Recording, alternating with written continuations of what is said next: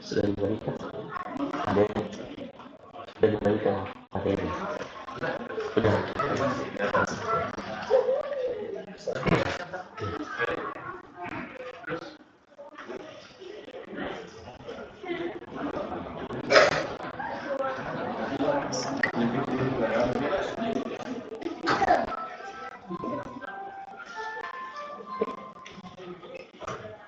Sudah, Pak? Ya. Bismillahirrahmanirrahim. Assalamualaikum warahmatullahi wabarakatuh.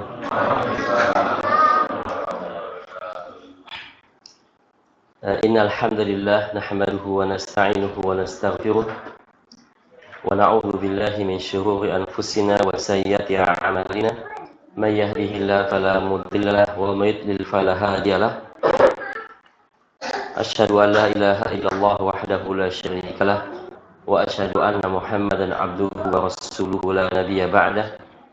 Ya ayyuhalladzina amanu taqullaha haqqa tuqatih wa la tamutunna illa wa antum muslimun. Wa sallallahu ala nabiyyina Muhammad wa ala alihi wa sahbihi wa sallam tasliman katsiran, amma ba'd. Alhamdulillah, pada malam ini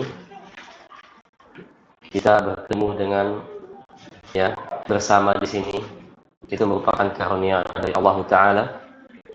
Allah Ta'ala telah dengan kebaikan dan fadilahnya membuat kita melangkahkan kaki untuk thalabul ilmi. Itu merupakan nikmat yang paling besar yang Allah Ta'ala berikan kepada kaum muslimin, membuat hati kita untuk belajar ilmu sesuai dengan Quran dan Sunnah. Dan semoga apa yang kita pelajari hari ini merupakan ibadah, keutamaan, dan meningkatkan takwa dan iman kita kepada Allah Ta'ala. Pada kali ini kita akan membahas masalah birrul walidain, yaitu berbakti kepada kedua orang tua. Ya, sepertinya di sini orang tua semua, ya. Termasuk saya juga orang tua, ya. Masya Allah, ada anak-anak juga. Ya, ini merupakan pelajaran yang sangat penting untuk kita. Walaupun kita sudah tua, namun kita masih punya orang tua. Baik orang tua masih hidup maupun yang sudah wafat, itu masing-masing ada hak mereka untuk kita berbakti kepada mereka semua. Ya, karena ini merupakan perintah Allah Subhanahu wa Ta'ala. Pada pembahasan birrul walidain, tentunya pembahasan ini harus berdasarkan Quran dan Sunnah, yang mana Allah Subhanahu wa Ta'ala berfirman dalam surat Al-Isra ayat 23-24. Kita buka bukunya, PDF-nya, silakan yang sudah di-share, ya. Ya, karena kalau sambil melihat tidak perlu mencatat dengan banyak gitu, ya. Kalau nggak ada materi share materinya, catatnya agak lebih banyak, lebih memudahkan bagi kita semua. Yaitu Allah Subhanahu wa Ta'ala berfirman dalam surat Al-Isra ayat 23-24. Qala Allah Ta'ala, wa qada rabbuka alla ta'budu illa iyyah. Dan Tuhanmu telah memerintahkan kepadamu agar kamu jangan menyembah selain Dia, selain Allah Ta'ala. Ini merupakan perintah yang paling utama. Ya, yang paling pertama dan utama perintah Allah itu adalah agar jin dan manusia tidak beribadah kecuali kepada Allah Ta'ala. Karena ini merupakan tujuan hidup, tujuan Allah menciptakan jin dan manusia, agar mereka tidak beribadah kepada siapapun kecuali Allah Subhanahu wa Ta'ala. Dan ini merupakan kunci kebaikan. Ya, perbuatan baik apapun yang kita lakukan, kalau tidak ada yang satu ini, gak ada manfaatnya. Ya, berbuat baikkah kepada kedua orang tua atau kepada orang lain, kalau manusia tidak melakukan langkah pertama ini, maka kebaikannya sia-sia semua. Maka yang paling lebih awal adalah dia harus menjadi muslim, dan dia harus beribadah, mempersembahkan ibadahnya kepada Allah Ta'ala. Baru setelah itu dia melaksanakan perintah-perintah Allah berikutnya. Oleh karena itu Allah Ta'ala mengatakan, wa qada rabbuka alla ta'budu illa iyyah, dan Tuhanmu telah memerintahkan agar kamu jangan menyembah selain Dia, yaitu selain Allah Ta'ala. Baru keduanya, wa bil walidaini ihsana, dan hendaknya berbuat baik kepada kedua orang tua, yaitu kedua ya, bapak dan ibu kita. Ini merupakan ayat yang mulia yang Allah Ta'ala sampaikan kepada kaum muslimin baik dari golongan jin maupun manusia, ya, yang harus berbakti kepada orang tua bukan hanya manusia saja, jin juga harus, karena mereka juga memiliki orang tua. Ya, walaupun mereka pada dasarnya diciptakan dari api, ya, sama juga kita pada dasarnya diciptakan dari tanah, namun pada kenyataannya karena ada proses pernikahan, maka kita semua jin atau manusia diciptakan dari air sebagaimana yang Allah Ta'ala katakan, falyanzuril insanu mimma khuliqa mimma indafiq. Sebaiknya manusia melihat dari apa diciptakan dari air yang terpancar. Ya, mengapa dari air? Karena ada proses pernikahan. Ya, selama ada proses pernikahan berarti ada ya pembuahan di sana dan makhluk diciptakan dari air. Kemudian ya Allah Ta'ala mengatakan imma yablughanna indakal kibara, dan jika salah seorang di antara keduanya atau kedua-duanya au kilahuma, ya, kedua-duanya, fala taqul lahuma ufin, dan janganlah ya sekali-kali kau mengatakan kepada keduanya atau atau ih, kalimat-kalimat keluhan, tidak boleh, ya. Tidak boleh kita mengucapkan kalimat keluhan kepada orang tua. Orang tua suruh apa saja tidak boleh mengeluh, kecuali kalau keceplosannya. Kalau keceplosan itu tidak masalah, itu udur. Tapi ya kalimat atau kalimat keluhan lainnya tidak pantas seorang anak mengucapkan kepada orang tuanya. Kemudian Allah Ta'ala berfirman, wala tanharhuma, dan jangan betak mereka, apalagi sambil memukul. Ya, jangan betak mereka. Wa qul lahum qawlan karima, dan ucapkanlah di hadapan mereka dengan ucapan yang mulia. Subhanallah. Ini merupakan ya perintah Allah kepada kita semua, ucapkan dengan ucapan yang mulia, bukan hanya baik, tapi ucapan mulia. Ya, kalau hanya sekadar baik sering kita ucapkan atau gampang kita ucapkan, tapi bagaimana kita memilih kata-kata yang mulia di hadapan orang tua? Ya, itulah kata-kata yang mulia tentu lebih baik daripada kata sekadar baik saja. Bagaimana kita memanggil orang tua dengan panggil yang mulia, yang tidak berlebihan tentunya, ya. Bagaimana kita menyahut panggilan orang tua dengan panggil yang mulia atau nyahut yang mulia, dan bagaimana kita bicara dengan orang tua dengan bahasa-bahasa yang mulia. Itu merupakan adab seorang anak kepada orang tuanya. Ya, kemudian waqfid lahum janahadzul minar rahmah, dan rendahkanlah dirimu terhadap keduanya dengan penuh kasih sayang. Ya, rendahkan diri di sini harus sesuai dengan perbuatan Nabi dan para sahabat. Tidak asal merendahkan, ya. Rendahkan dirimu di hadapan orang tua itu tidak asal merendahkan, yang penting rendah, enggak seperti itu. Harus sesuai dengan perbuatan Rasul dan para sahabat. Bagaimana para sahabat berbuat kepada orang tua mereka, bagaimana mereka merendahkan diri mereka kepada orang tua, itu yang kita contohkan, yang kita ikuti, ya. Karena para sahabat itu, walaupun Allah perintahkan anak untuk menundukkan atau merendahkan dirinya ke hadapan orang tua, tapi mereka tidak pernah ruku dengan orang tua mereka. Ya, mereka tidak pernah bersikap ruku kepada, apalagi sujud. Ya, tidak pernah ruku. Rendahkan diri kalian di hadapan mereka itu artinya apa? Jangan tinggi suara dan posisi jangan tinggi. Ketika orang tua duduk di atas, duduk di bawah. Ya, ketika orang tua duduk, kita ya tidak boleh lebih dahulu duduk daripada orang tua. Ketika orang tua yang masuk rumah, kita dahulukan mereka masuk rumah. Bukan berarti rendahkan diri kita, ruku kepada mereka, apalagi sampai sujud, ya, sampai membukukan tubuh kepada orang tua. Itu bukan perbuatan para sahabat. Sahabat tidak pernah membungkuk kepada selain Allah Ta'ala. Karena ruku dan sujud itu hanya milik Allah Ta'ala. Adapun umat-umat sebelum kita, umat-umat sebelum Nabi Muhammad, maka mereka dibolehkan untuk sujud, untuk ruku kepada selain Allah, kepada orang tua mereka, kepada Nabi, kepada ulama mereka, yaitu ruku dan sujud dengan niat penghormatan.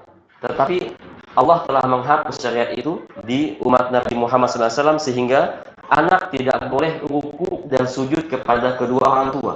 Walaupun perintahnya adalah rendahkanlah diri kamu terhadap orang tua, tapi tetap kita ikuti caranya sesuai dengan sahabat radhiyallahu anhum yang mana mereka tidak pernah ruku dan sujud kepada orang tua mereka. Dan kita lihat kebanyakan orang, ya, ketika salaman ruku dengan orang tua itu nggak boleh, ya. Ketika salaman dengan kasih sayang, dengan benar sebagaimana Rasul kepada mertuanya, Rasul kepada para sahabatnya, dengan satu tangan, dengan tatap wajahnya, dengan lembut, dengan sayang, dengan bahagia, bukan ruku, ya. Dan juga para sahabat ketika salaman dengan orang tua mereka, Ibnu Umar, ya, dan Ibnu Abbas kepada orang tuanya, wallahi mereka tidak pernah ruku, karena ruku itu hak milik Allah Subhanahu wa taala. Tapi subhanallah, orang zaman sekarang, ya, sampai sungkeman, ya, itu nggak boleh dalam Islam, ya. Sungkeman, baik menghormati orang tua itu betul, subhanallah, kita hormati orang tua dengan baik itu betul, tapi penghormatannya harus sesuai dengan sunnah Nabi dan sunnah para sahabat radhiyallahu anhum wa ardhahum. Itulah, ya, kehormatan yang paling baik yang dimiliki oleh kaum muslimin, ya. Sehingga bagaimana kita tunduk kepada orang tua, yaitu tunduk patuh kepadanya. Dan kalau orang tua duduk di bawah, dia duduk di atas, kita duduk di bawah, seperti itu. Kalau orang tua ingin masuk, silahkan terlebih dahulu. Kalau orang tua ingin makan, kita silahkan orang tua makan terlebih dahulu, kita sisanya. Seperti itulah cara menundukkan diri kita kepada orang tua, bukan dengan menundukkan tubuh kita kepada orang tua. Oleh karena itu kita punya anak di rumah, ya, diharapkan, ya, ingatkan kepada anak, jangan ruku kepada selain Allah Ta'ala. Kalau mau salaman, silahkan salaman. Kalau mau cium tangan juga tidak apa-apa, karena para ulama membolehkan cium tangan, ya, tapi tidak, ya, tidak wajib dan tidak harus. Dan itu pun dilakukan bukan setiap kali momen salaman, sesekali saja. Dan bahkan, ya, pendapat Imam Malik rahimahullahu ta'ala itu gak boleh cium tangan sering mungkin.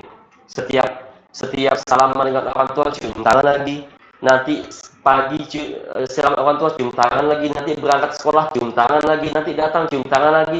Lah, kita lihat para sahabat kebanyakan mereka itu malah tidak cium tangan. Itulah, ya, penghormatan dengan orang tua yang terbaik dalam umat Islam, yaitu kita mengikuti para sahabat. Kemudian Allah Ta'ala mengatakan, wa qul rabbirhamhuma kama rabbayani shaghira, dan berdoalah kepada Allah, katakanlah, rabbirhamhuma, ya Allah, sayangilah keduanya sebagaimana mereka berdua telah mendidik aku pada waktu kecil.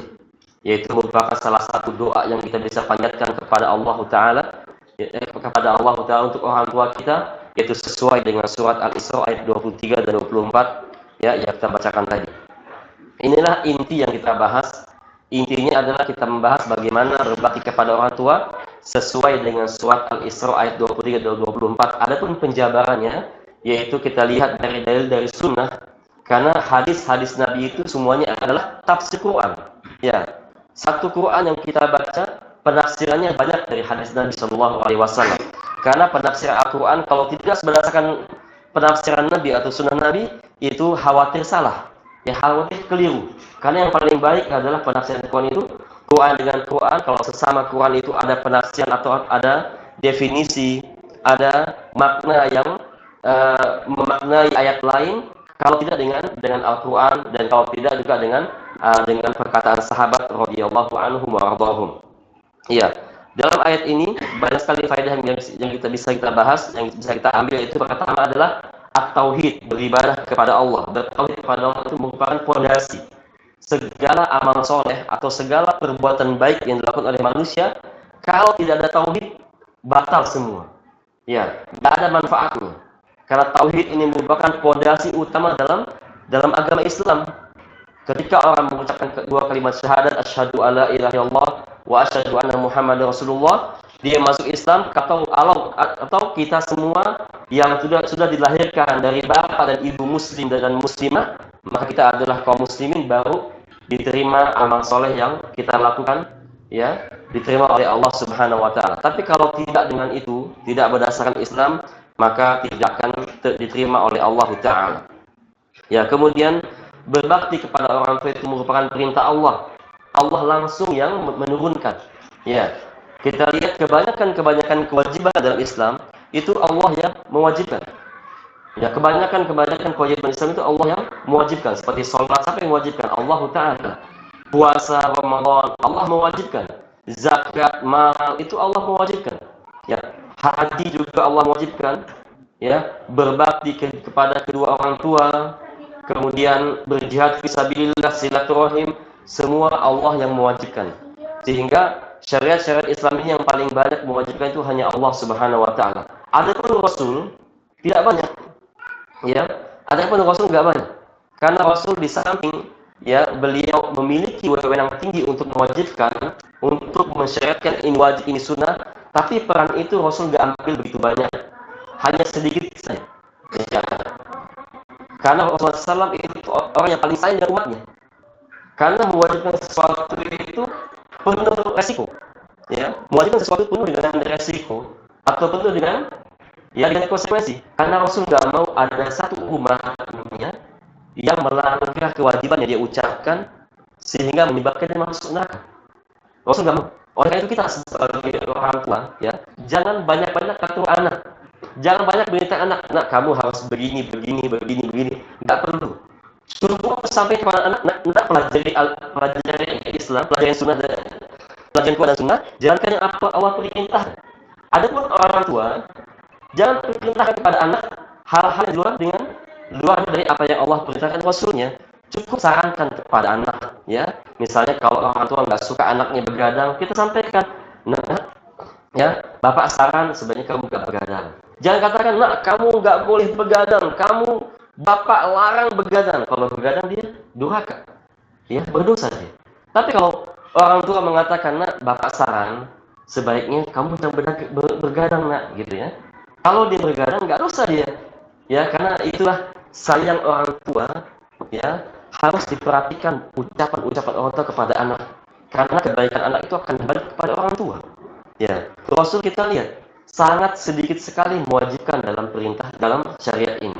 Padahal Rasul sangat besar atau ada andil dalam mengucapkan ini halal, ini haram, ini wajib, ini sunnah. Rasul punya andil. Allah Ta'ala berikan pada itu. Dan para sahabat juga punya andil. Sebagaimana ya Rasul katakan, alaikum bisunnati wa sunnatul khulafa'ir rasyidin mahdiyyin ba'di. Dan ikutilah sunnahku, kata Rasulullah, dan ikutilah sunnah para sahabat radhiyallahu anhum wa ardhahum. Tetapi ya, para sahabat melihat Rasul yang punya wewenang besar untuk mewajibkan banyak hal, tapi Rasul nggak ambil. Itulah yang diikuti oleh para sahabat. Sehingga ketika Rasul ingin memerintahkan kepada sahabatnya, selalu dengan ucapan apa? Laula al-asyqa ala ummati. Kalau tidak memberatkan, aku akan perintahkan gini. Kalau tidak menyusahkan umatku, akan aku perintahkan seperti itu. Ya, itu mengatakan bahwa itu berarti Rasul sangat sayang kepada umatnya sehingga tidak mau membuat umatnya itu sempit dengan banyak kewajiban. Ya, Rasul serahkan kepada Allah Subhanahu wa taala kewajiban yang Allah turunkan, tapi hanya sedikit Rasul mewajibkan, itu pun yang sangat penting, sehingga ketika Rasul memerintahkan kepada umatnya penuh dengan pertimbangan, enggak sembarangan. Ya, sebagaimana Rasul ya ketika mengatakan innallaha farada 'alaikumul hajj fahajju. Ya, sesungguhnya Allah mewajibkan sekalian beribadah haji, maka hajilah. Ya, maka sahabat bertanya, "Afaqli am ya Rasulullah?" Apakah setiap tahun wahai Rasulullah? Rasul menoleh ke langit. Tidak mau menjawabnya. Kemudian ditanya lagi kedua kali. Ketiga kali kata Rasul, "Lau qultu na'am lawajabat." Kalau aku mengatakan iya, pasti akan jadi wajib. Dan wa masata'tu, kata Rasulullah, kalian tidak akan bisa melakukan hadis setiap tahun. Itulah bagaimana Rasul sayang kepada umatnya, mewajibkan sesuatu penuh dengan pertimbangan. Ya, itu rasa sayang ya Rasul kepada umatnya. Dan juga kita kepada anak kita, jangan kita mewajibkan sesuatu kepada anak kecuali dengan berdasarkan Quran dan Sunnah. Ya, wajib anak untuk sholat, kita perintahkan sholat. Wajib zakat misalnya kalau dia mampu. Wajib untuk puasa Ramadan, kita perintahkan. Wajib untuk haji, kita perintahkan. Berbakti pada orang tua, kita perintahkan. Tetapi kalau itu bukan wajib dari Allah dan Rasulnya, jangan mengharuskan anak. Jangan perintahkan anak kecuali berupa saran. Karena kalau anak itu melanggar, sedangkan bapaknya, nak kamu harus begini, harus begitu, ya. Kalau anak melanggar, durhaka anaknya. Tapi kalau kita mengatakan, nak, bapak saran nanti kalau kamu pulang sekolah langsung pulang, nak, ya. Nanti kalau udah sampai rumah, bapak saran kamu makan, istirahat. Kalau anaknya melanggar, tidak berdosa. Itulah sopan santun atau adab yang tinggi orang tua kepada anaknya.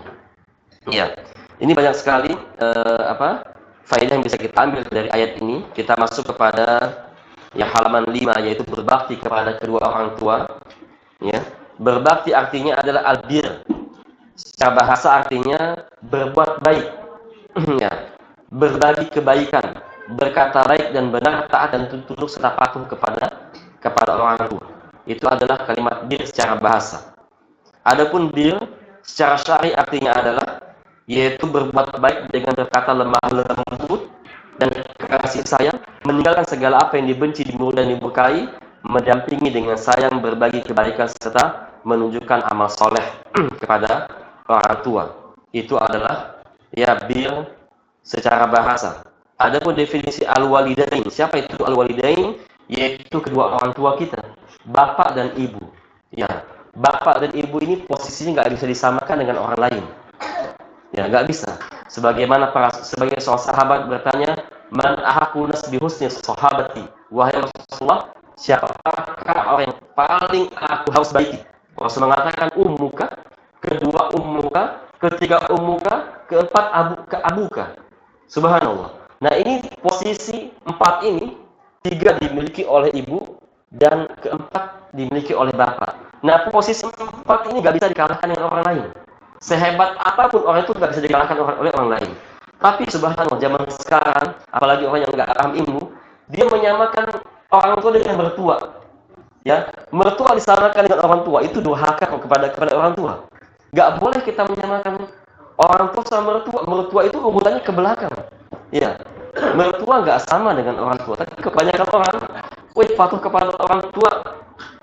Orang mertua disamakan dengan orang tua, itu sikap durhaka kepada orang tua. Kita lihat mertua itu, ya, dalam pembagian waris.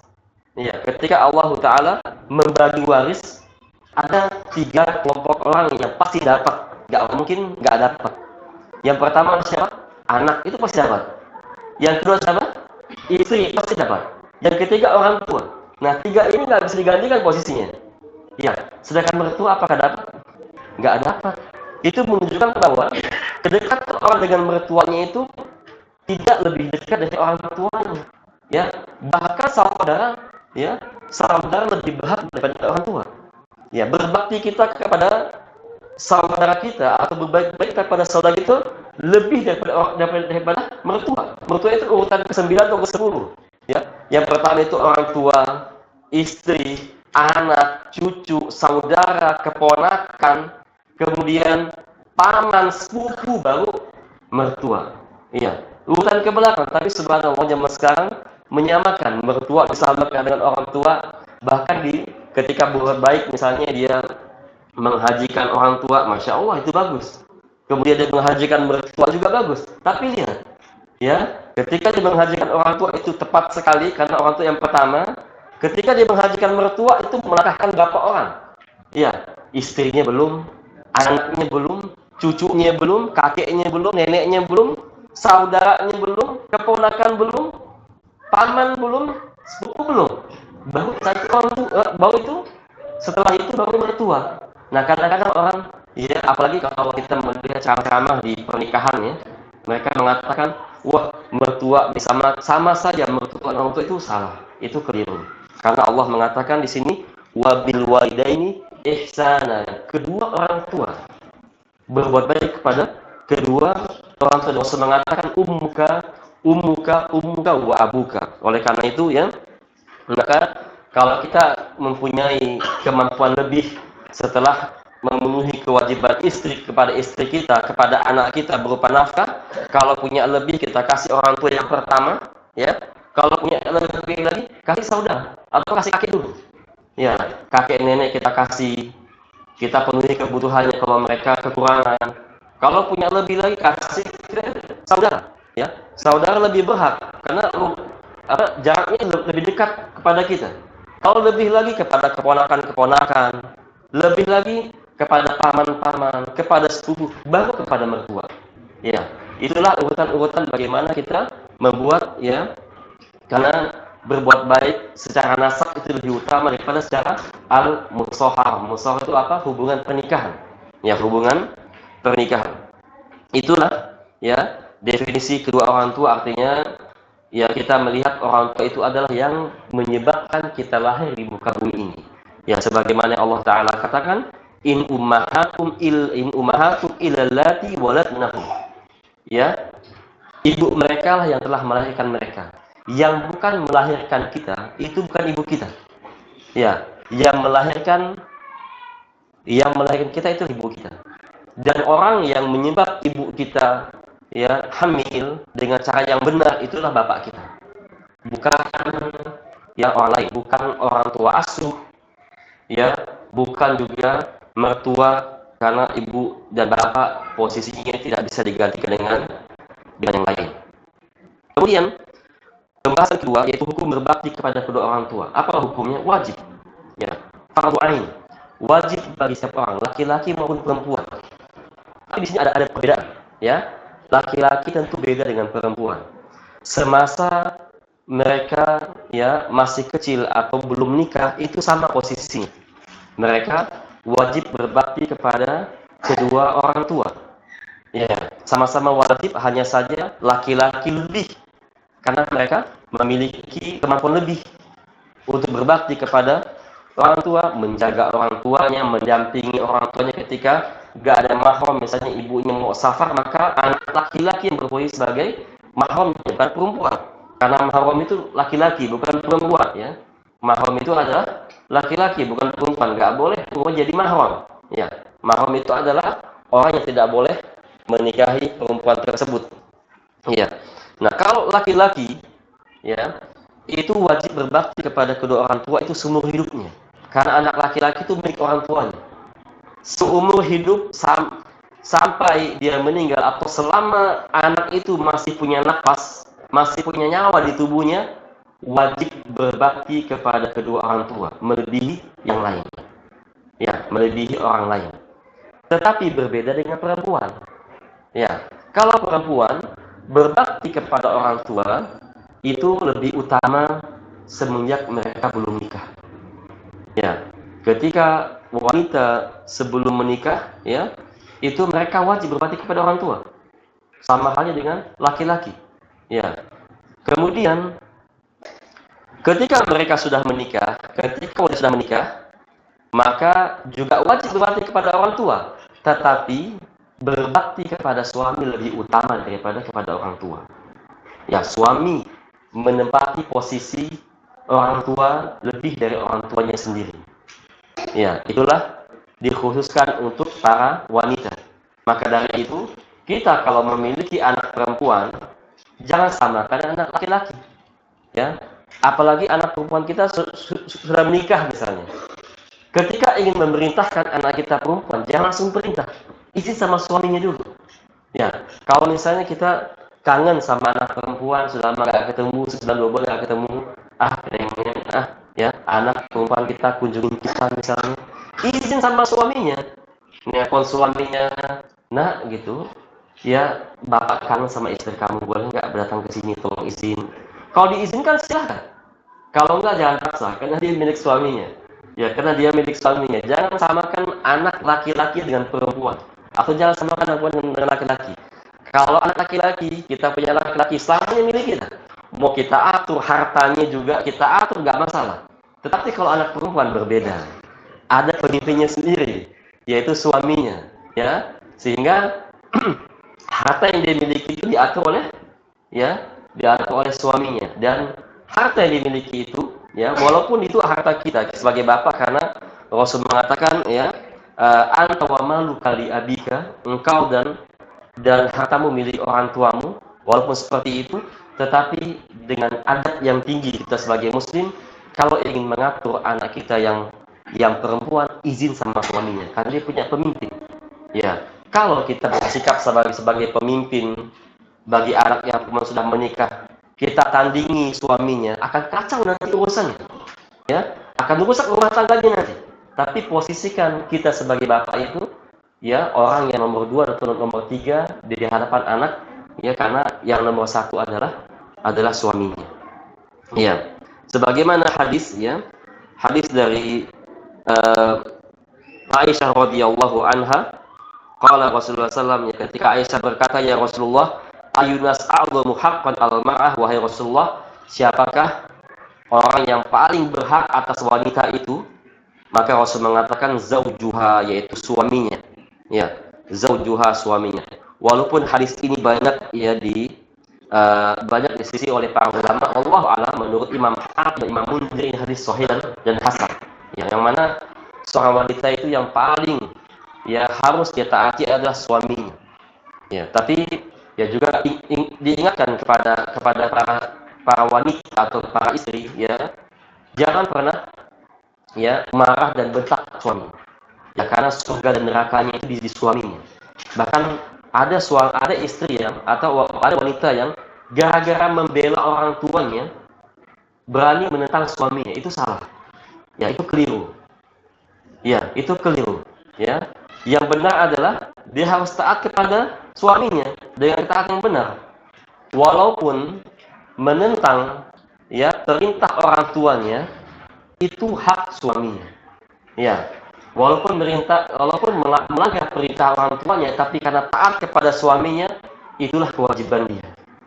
Ya, karena suaminya sebagai pemimpin, ya, bukan orang tuanya lagi, sehingga walaupun harus menentang, ya, perintah orang tua, maka itulah kewajiban bagi istri untuk taat kepada suami selama ketaatan itu masih dalam koridor Quran dan Sunnah. Allahu a'lam.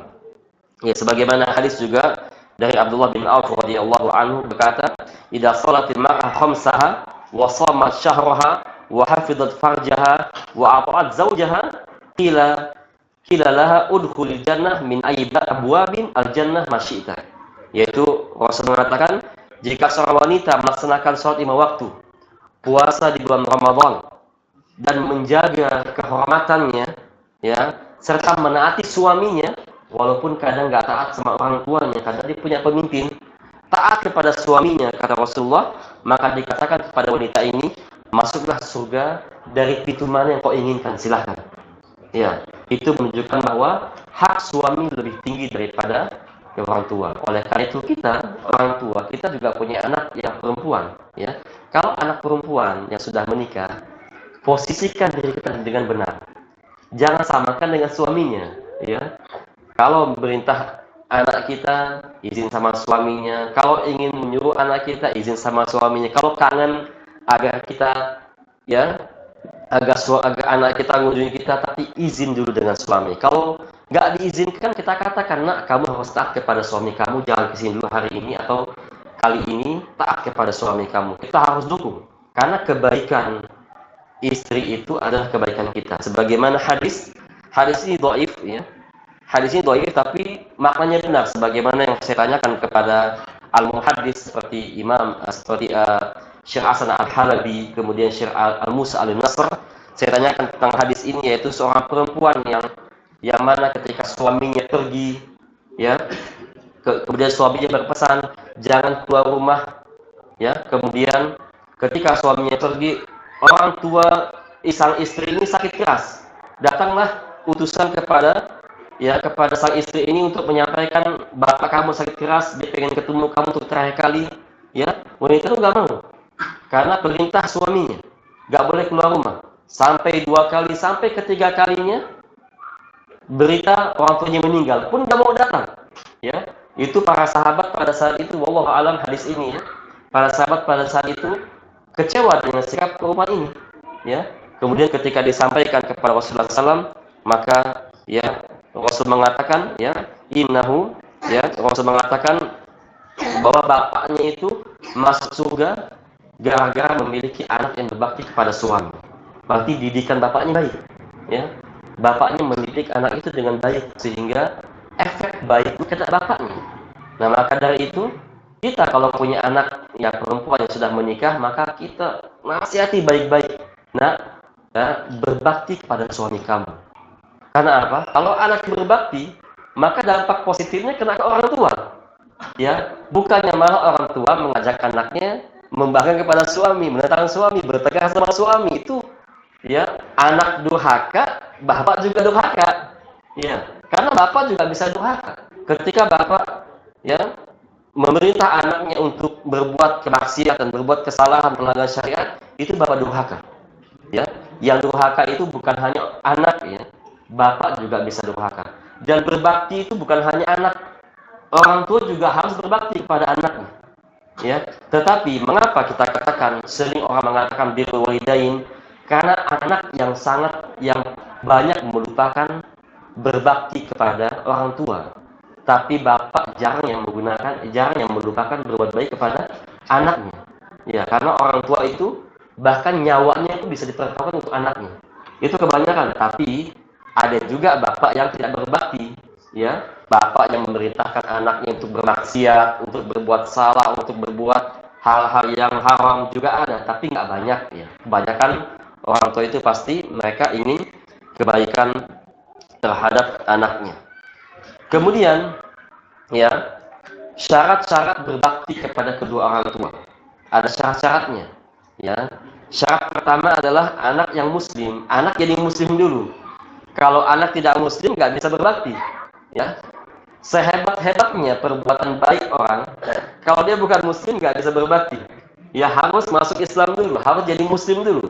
Baru setelah itu dia bisa berbakti kepada kedua orang tuanya. Karena Allah Ta'ala tidak akan menerima amalan seorang pun kecuali dia seorang muslim. Sebagaimana Allah katakan, inna dina indallahi al-Islam. Sesungguhnya agama isi Allah itu hanya al-Islam. Hanya orang muslim saja yang diterima amal perbuatannya. Bagaimana dengan orang kafir? Bukan muslim nggak diterima. Kecuali kalau dia masuk Islam, ya. Misalnya ada orang ya non muslim, dia suka berbuat baik, donasi banyak kepada orang muslim misalnya. Maka dia nggak ada pahalanya. Ketika dia masuk Islam, maka pahala yang tadi itu muncul semua. Ya, pahala dia muncul semua. Ya. Dan dosa-dosanya terhapus semua. Kebaikan yang muncul dan dosanya akan terhapus. Itulah Islam ya. Al-Islam yajubu ma qablahu, kata Rasulullah. Islam itu dapat menghapus dosa sebesar apapun ya dilakukan oleh orang non muslim. Ketika masuk Islam terhapus semua. Tapi jangan diulang. Ya jangan diulang. Kalau diulang muncul lagi ya. Kalau diulang muncul lagi. Misalnya ada seorang non muslim, dia makan riba misalnya. Dosa besar. Ketika masuk Islam dosanya hilang. Tapi kalau makan lagi kena lagi yang kemarin muncul lagi dia. Ya, itulah termasuk juga orang taubat ya. Taubat kepada Allah, dia suka minum khamar. Ya, kerjaannya tiap malam atau sering minum khamar. Dia dosa besar. Kemudian ketika dia bertobat kepada Allah terhapus dosanya. Tapi ingat jangan diulang. Kalau diulang ini dosa yang tadi muncul lagi semua, ya. Itulah ya konsekuensi yang Allah Ta'ala berikan kepada kaum muslimin. Maka dari itu kita harus banyak bertobat kepada Allah. Sehingga syarat yang berbakti kepada orang tua itu adalah pertama, anak muslim, anak yang muslim. Hanya muslim saja Allah Ta'ala terima amal perbuatannya. Yang kedua, ikhlas kepada Allah. Kalau hanya sekedar buat baik, sering. Tapi harus niatkan ikhlas kepada Allah Ta'ala agar membuat hasil. Agar kita bisa melihat amal kita di akhirat nanti. Kalau nggak ikhlas, hanya catatan saja, tapi nggak ada pahalanya dan nggak ada hasilnya. Ya, sebagaimana Allah katakan, innamal a'malu binniyat. Sesungguhnya amal itu tergantung niatnya.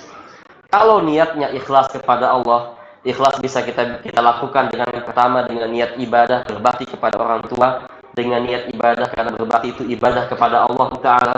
Bisa kita adakan dengan cara kedua, yaitu meminta pahala. Kita berbakti kepada orang tua, ingin dapat pahala di sisi Allah, dapat pahala. Yang ketiga adalah ya berbakti kepada orang tua, ingin menjalankan perintah Allah. Itulah yang bisa kita lakukan di antara keikhlasan. Kalau enggak tiga ini, ya hanya perbuatan tertulis di catatan amal perbuatan kita, tapi tidak ada efeknya, tidak ada manfaatnya karena enggak ikhlas. Ya, maka ikhlas itu merupakan syarat yang sangat penting dalam beramal soleh. Sama juga orang sholat, orang puasa. Kalau enggak ikhlas, Ya, maka keikhlasan itu sangat penting. Ya, yang ketiga adalah mengikuti sunnah Nabi. Kalau itu berbakti kepada orang tua yang berkaitan dengan ibadah. Misalnya kita menghajikan orang tua, ya, menghajikan orang tua yang sudah tua atau sudah tua jompo atau sudah meninggal, maka ibadah haji yang kita lakukan harus sesuai dengan sunnah. Kalau dapat pahala juga orang tua. Kalau enggak ada pahala dari ibadah yang kita lakukan karena tidak sesuai dengan sunnah, maka nol juga hasilnya.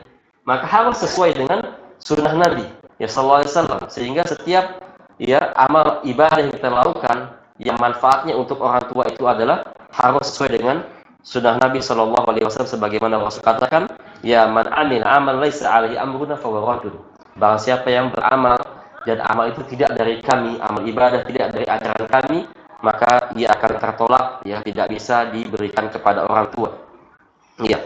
Kemudian yang keempat, syarat yang keempat adalah yaitu berbakti dengan ketaatan kepada Allah Ta'ala. Berbakti dalam ketaatan kepada Allah.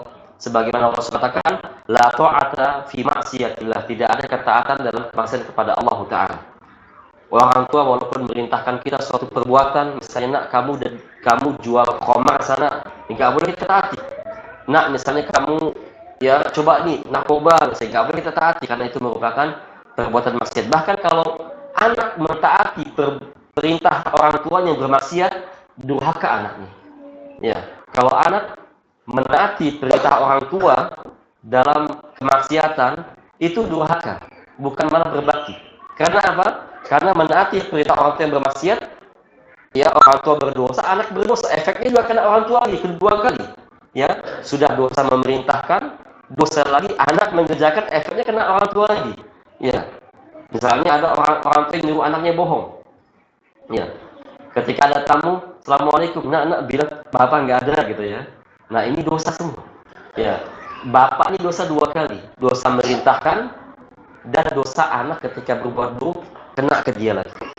Oleh karena itu nggak boleh, ya, anak menaati perintah orang tua ketika orang tua memerintahkan kemaksiatan. Tapi apa nasihatin? Nak, nggak boleh seperti itu, Pak. Aksan langsung, atau enggak kalau nggak mau terima tamu diam-diam saja. Oh, nggak apa-apa kalau ada tamu datang, assalamualaikum, kita diam. Waalaikumsalam. Waalaikumsalam. Nggak apa-apa. Di 3 kali salam nggak ada jawab, jadi pulang, gitu kan? Sebenarnya seperti itu. Jangan mengatakan, nak, bilang bapak nggak ada. Ya. Itu Rasul mengatakan, innama ta'atu fil ma'ruf, karena taat itu adanya pada perbuatan ma'ruf, perbuatan yang baik, minimal tidak bertentangan dengan syariat. Ya. Minimal perintah orang tua itu adalah perintah yang tidak menentang syariat. Ya. Seperti nak belikan bapak, ya, misalnya belikan bapak air, atau belikan bapak baju, nak belikan bapak minuman atau makanan, itu tidak melanggar syariat, maka harus berbakti kepada kedua orang tua. Ya. Kemudian yang kelima adalah keridhaan orang tua, harus ridho. Walaupun itu tidak bertentangan dengan syariat, tapi harus menimbulkan keridhaan orang tua kepada anaknya. Ya. Sampai jam berapa? Hah? Lanjut lagi. Oke. Baik. Iya, kita bahas sekarang pembahasan keempat, cara berbakti kepada kedua orang tua semasa hidup mereka. Ya, sudah kita bahas tadi, ya, definisi berbakti, hukumnya, syarat-syaratnya sudah kita bahas. Kalau sudah terpenuhi, alhamdulillah, silahkan lanjut. Kalau belum terpenuhi, maka lengkapi dulu masing-masing diri kita, introspeksi diri, ya, lengkapi dulu, baru ikuti langkah keempat ini. Yaitu pembahasan keempat, cara berbakti kepada kedua orang tua semasa hidup mereka. Ya, itu wajib bagi anak. Ya. Namun caranya harus sesuai dengan Al-Quran dan Sunnah berdasarkan pemahaman para sahabat radhiyallahu anhum wardhahum. Ya.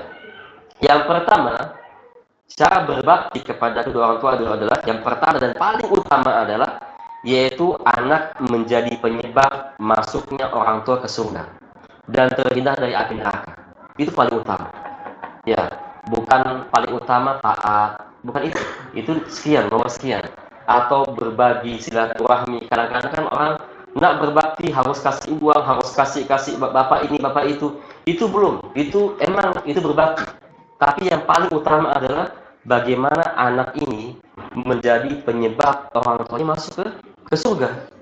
Dan bagaimana anak ini menjadi penyebab orang tuanya terhalang dari api neraka. Itulah berbakti yang paling tinggi. Ya, itulah berbakti paling tinggi. Walaupun dalam pelaksanaannya bikin orang tua marah, seperti disuruh, nak katakan bapak nggak mau pak, nggak mau. Orang tuanya marah-marah, nggak mau pak. Itu berbakti kepada orang tua. Karena apa? Menyelamatkan bapaknya dari kedustaan, dari dosa. Ya, walaupun bapaknya marah, kecewa, maki-maki gitu ya. Tapi selama itu menyelamatkan orang tua dan benar posisi anak sesuai dengan syariat, maka itulah berbakti kepada orang tua walaupun bapaknya marah ya. Oleh karena itu yang pertama adalah bagaimana anak ini menjadi penyebab orang tua masuk surga dan menjadi penyebab orang tua terhalang dari api neraka. Ya, banyak langkah-langkah. Yang pertama adalah anak harus menjadi soleh dulu. Ya, karena anak soleh itu manfaatnya kepada orang tua.